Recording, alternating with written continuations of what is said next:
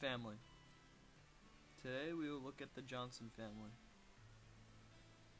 The dad, Mr. Johnson, is a hard-working businessman. He brings home a good income, but works a lot. He tries very hard to balance between his family and his job. His wife, Mrs. Johnson, is a stay-at-home mom who keeps the house clean and orderly at all times and makes sure that she makes dinner every night and that her husband and her son always comes home to a good home-cooked meal. Their son, Jeffrey, is not only good in the classroom, where he is a straight-A student, but also very competitive in sports at his high school. Together, they make up one good, healthy, happy family. The communication of the family is very good. They always talk to each other about how they feel and how they think that the family can improve. They always talk about the minor flaws in their family and what they need to do to fix them. There's very good communication because they speak to each other every night at dinner. There are many rules inside the Johnson family, like all shoes must be left outside and cannot be worn into the house. That every time you drive the car, you must fill it up with gas if it is less than half a tank. That the son's curfew is 11 p.m., but that's kind of debatable based on what he's doing that night.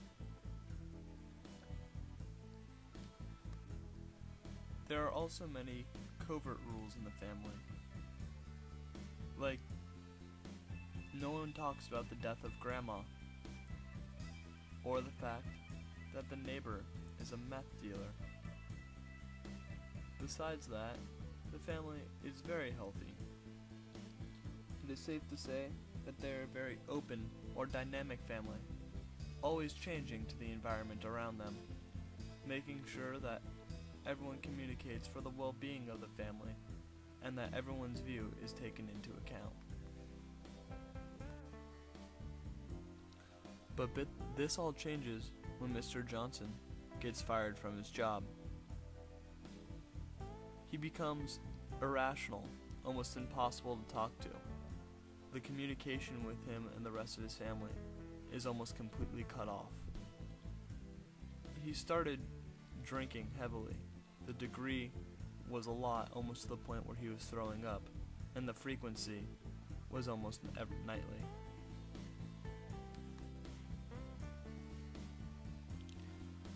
Because of this sudden cutoff of communication from the family, Mrs. Johnson and her son became way too close, and their boundary became enmeshed.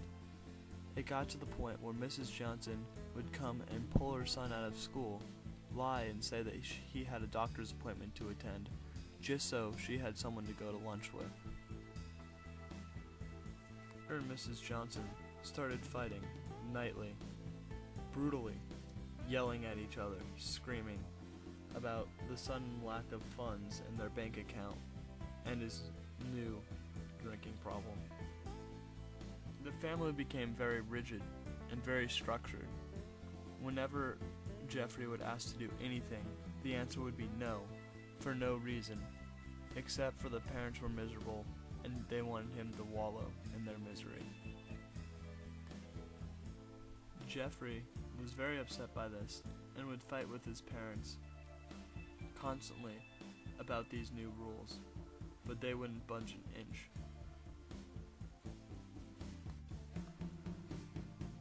Jeffrey's grades took a sudden drop. He quit playing sports, and every night he'd go into his room and take prescription medication from his surgery last year. One night, while his parents were fighting, Jeffrey went into his room and took an overdose of Oxycontin. He almost died that night. If his parents would not have found him and rushed him to the hospital, he would have. After this, the Johnson family started to go to family therapy for their their son Jeffrey because he was the symptom bearer. The therapist tried to change the family structure back to a place where it was healthy and more open, and communication ran more freely than it did right now. There were many changes happening in the Johnson family. A lot more talking and fighting and confusion as the family's axis teeter-tottered back and forth like the world out of whack. After about 4 months of therapy and not much progress except mass confusion around the family, Mr. Johnson wanted to stop paying for therapy sessions, but his son and his wife convinced him to keep going for another couple months. When asked to draw a sociogram, Mr. Johnson drew all of the family in good communication and very level. Mrs. Johnson drew the family with no communication whatsoever, and her son drew the family with him on the other side of the paper as in very separate from his mother and his father. It is there where the therapist saw the problem and was able to help the family back into a very dynamic and changing family, kind of like an amoeba where they were in the beginning. After about 9 months of family therapy, the family was back to normal, to the state it used to be in the healthy state for a family.